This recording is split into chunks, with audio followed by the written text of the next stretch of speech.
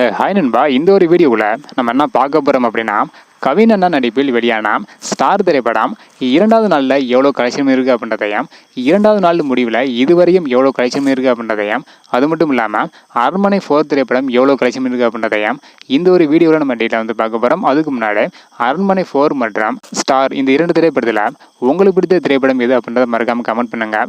இன்னும் நம்ம சேனலை சப்ஸ்கிரைப் பண்ணி பார்த்தீங்கன்னா மறக்காமல் பண்ணிக்கோங்க. ஓகேன்பா, வாங்க நிற்கிற வீடியோக்குள்ளே போகலாம். ஓகேன்பா, சாட்டர்டே சண்டே ஹாலிடேஸ் அப்படின்றதுனால அரண்மனை 4 திரைப்படத்துக்கு எவ்வளோ வரவேற்பு கிடைச்சோ அதே போல் கவின் அண்ணா நடிப்பில் வெளியான ஸ்டார் திரைப்படத்திற்கு மிகப்பெரிய அளவில் வரவேற்பு வந்து கிடைச்சிட்டு இருக்கு.